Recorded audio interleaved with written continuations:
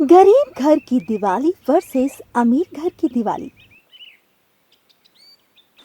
दिवाली एक ऐसा त्योहार है जो हर घर को रोशनी से भर देता है, लेकिन हर एक घर की दिवाली एक जैसी नहीं होती। एक तरफ एक अमीर परिवार का बहुत बड़ा बंगला जो रंग बिरंगी रोशनी से जगमगाता है, और दूसरी तरफ एक छोटी सी टूटी फूटी झोपड़ी जहां परिवार दिवाली की बुनियादी जरूरत भी पूरी नहीं कर पा रहा। चलो देखते हैं कैसे ये दो अलग अलग दुनिया के लोग दिवाली को मनाते हैं और इस एक रात की इनकी कहानी बदल देती है। शर्मा परिवार का शानदार और बड़ा बंगला बाहर से सारा फूलों और चमकदारों बल्बों से सजा हुआ। घर के बाहर एक सुंदर रंगोली बनी हुई थी और नौकरों की टीम घर के अंदर बहुत तेजी से मिठाइयों को प्लेट में सजाने और घर को साफ करने में व्यस्त थी। रमेश, मिठाई और पटाखे सब आ गए हैं ना? आज शाम को बहुत सारे मेहमान आ रहे हैं, कहीं कोई कमी नहीं होनी चाहिए। जी साहब, सब कुछ तैयार है। रसगुल्ले, काजू कतली, लड्डू सब आपके कहने के मुताबिक बनवाए हैं। शर्मा जी, कपड़ों का ऑर्डर आज सुबह ही आ गया। अंश और टिया को मैंने नए कपड़े भी पहना दिए हैं। वो दोनों बहुत खुश हैं। आप देखिए दिवाली के दिन कितने सुंदर लग रहे हैं।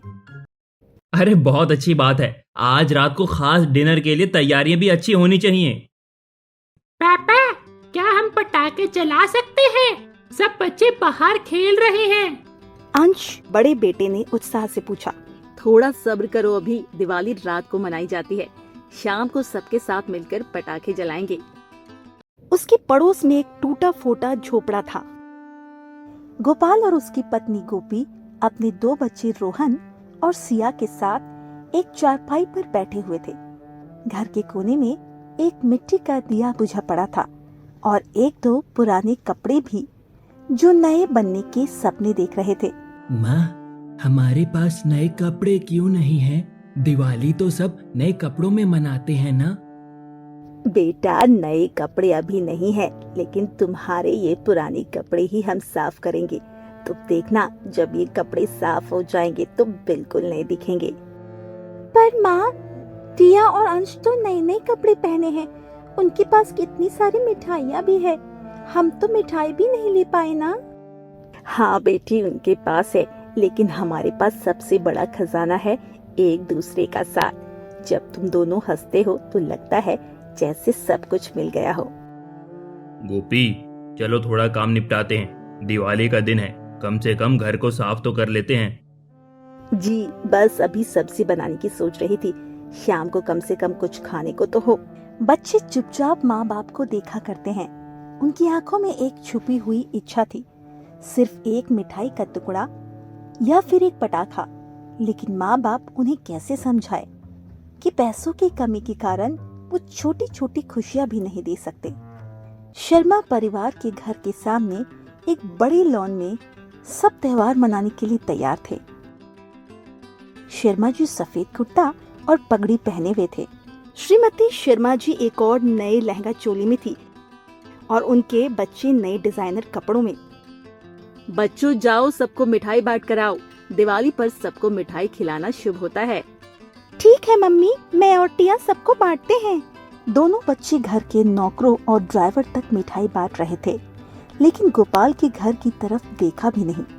अंश, वो जो छोटी झोपड़ी है ना, उधर नहीं जाना है। पापा ने कहा था उन लोगों से दूर रहना। अरे हाँ, चलो वापस चलते हैं। अंश और दिया वापस घर में आ गए। उन्हें मिठाई सिर्फ अपने लोगों को बांट दी, लेकिन उन गरीब पड़ोसियों को कुछ भी नहीं दिया। गोपाल और गोपी अपने छोटे से घर को रोशनी से सजाने की कोशिश कर रहे थे। उन्होंने एक दो पुराने दिए जलाए और घर के बाहर रखे। दिए जल गए हैं, लेकिन घर के अंदर अभी भी अंधेरा है।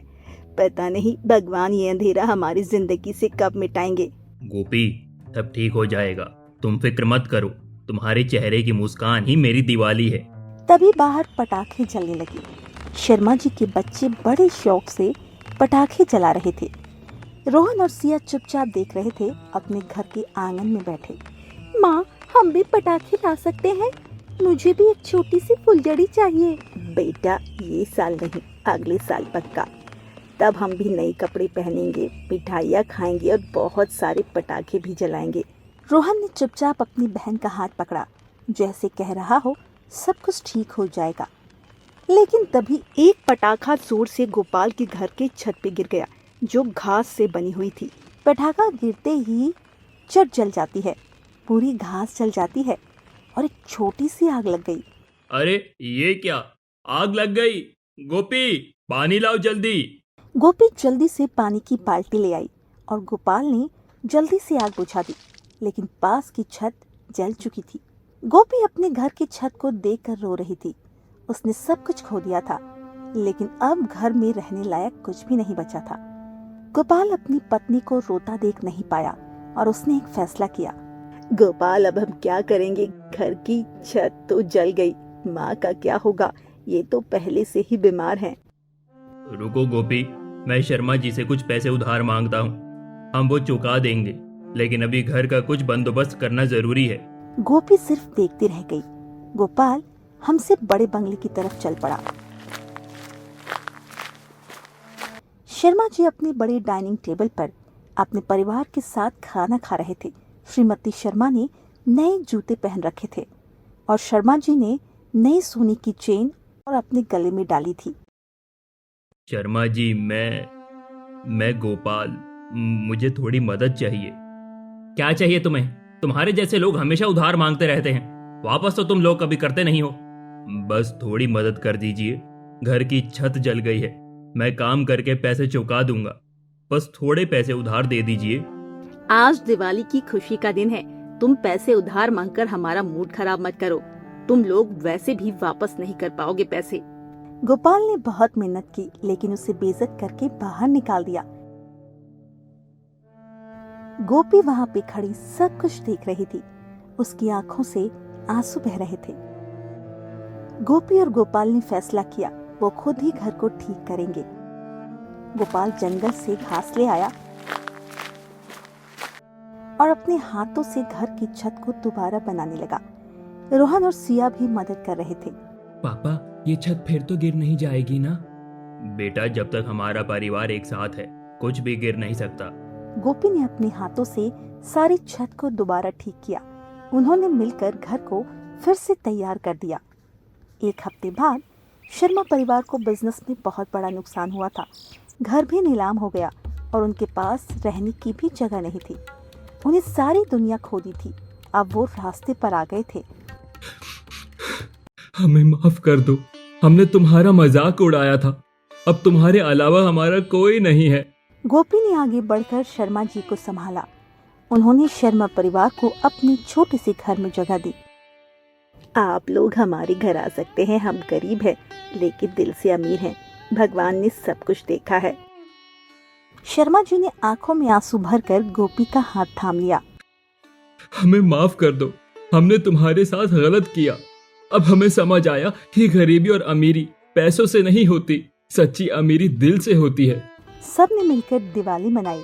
शर्मा जी के परिवार ने सिखाया कि गरीबी या अमीरी इंसान के पैसे से नहीं, उसके बड़े दिल और अच्छे कर्म से होती है।